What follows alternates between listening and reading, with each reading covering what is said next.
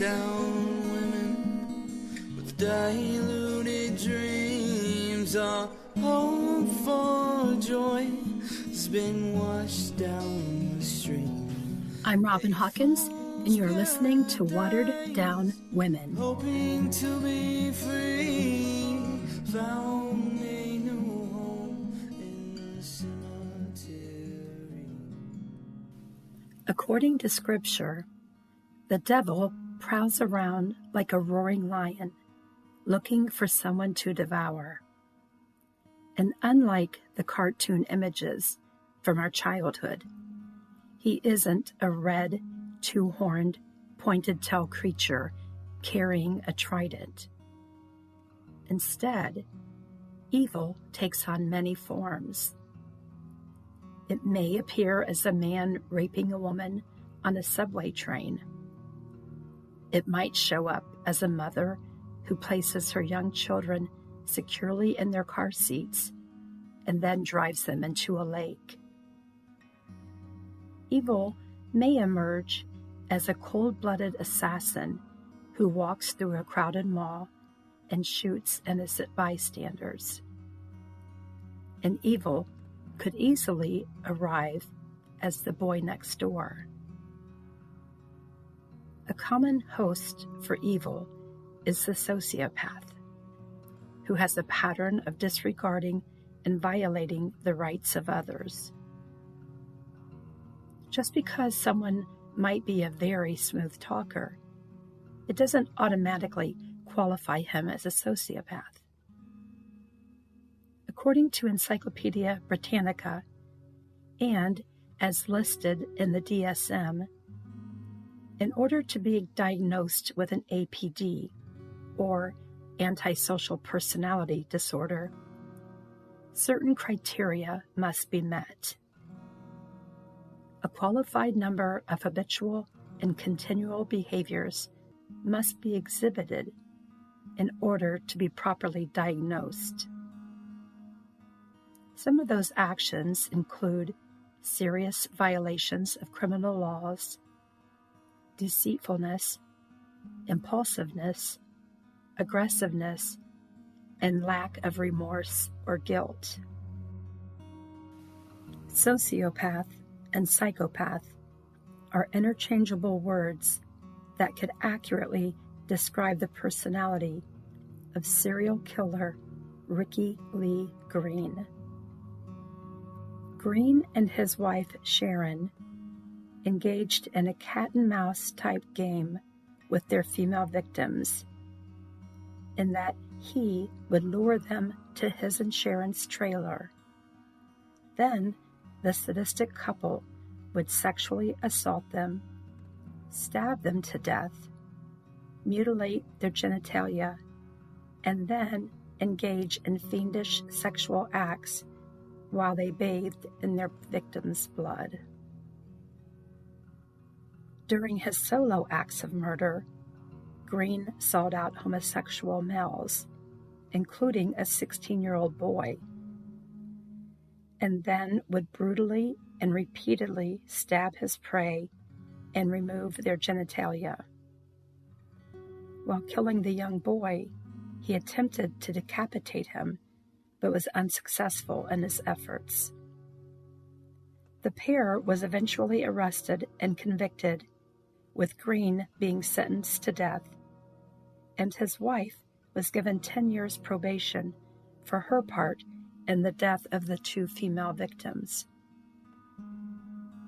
In her novel Blood Rush, author Patricia Springer, a former reporter turned true crime writer, visited Green while he was awaiting execution because she wanted to ask if he was responsible for the death of a 19-year-old family friend.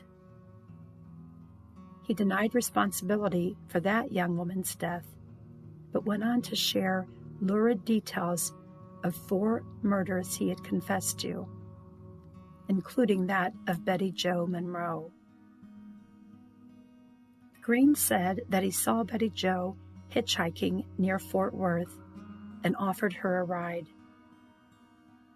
He offered to take her to his mobile home to take a shower and get something to eat. And that his wife's young daughter was in the car with him, Betty Jo might have felt more comfortable going along with the stranger.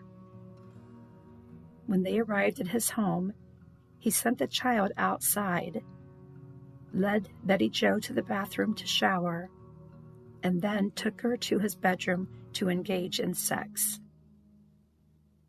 At some point, Green's wife entered the room and attempted to join them. Betty Jo told them that she wanted to leave, but they refused to honor her request. Instead, they forced her back into the bathroom, where Ricky Lee began raping her, and Sharon ran to the kitchen for a knife and stabbed her throughout the rape. As Betty Jo fought for her life, Sharon then took a hammer and began bashing her in the head. In the interview with Springer, Green said that he told Betty Jo that she was a whore who deserved to die. He bragged about purposely cutting off one of her breasts and said that he may have also raped her with the hammer, but he was so drunk that he really couldn't remember.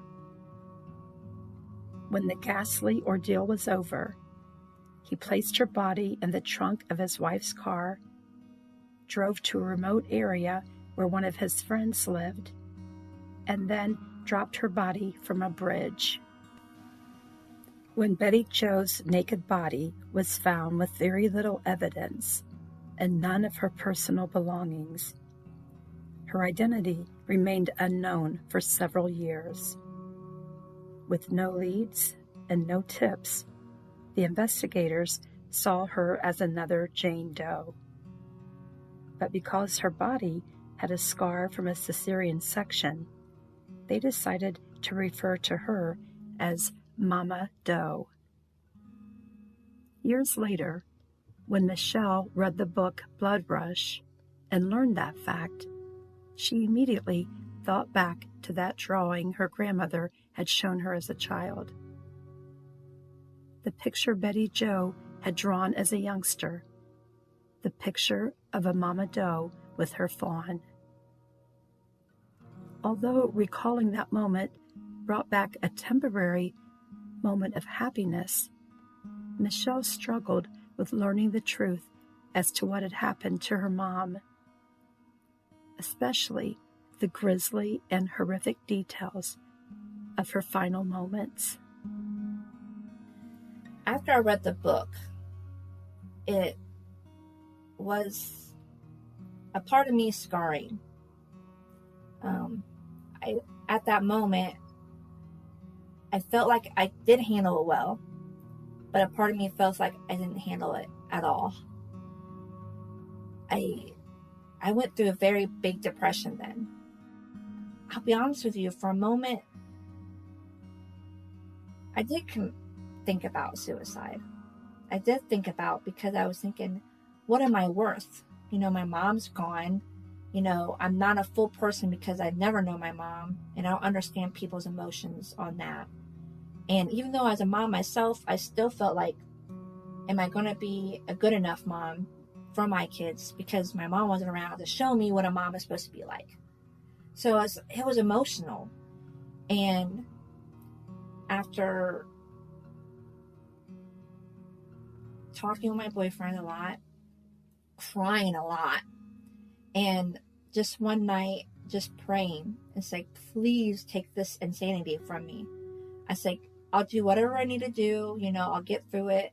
I'll try to show as much love as I can for my mom, but just let me get past this, because I want to be here. I want to live. I want to, enjoy my life with my kids. But I felt like finding this truth out, it helped me, but also for a minute, it hurt me so much because I didn't know what to do with it. I just didn't know. Although it was difficult, Michelle began to put the pieces of her life back together. With the help of her family members, especially her children and boyfriend, she was able to process the painful and newly discovered truth about her mom's disappearance.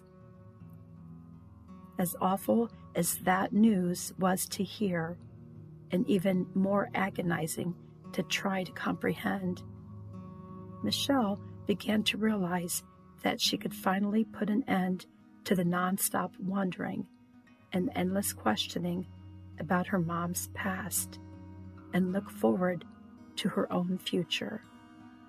I think every day we grow and we learn, so I learned to have more peace. From Michelle at 43 to Michelle at 27, I found a lot of peace. And I think every day I'm finding more peace. I'm grateful every day my mom is my mom.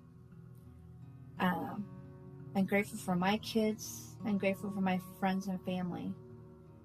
And I think I have found happiness, even though I find happiness in knowing what happened to my mom. You know, she's got an end.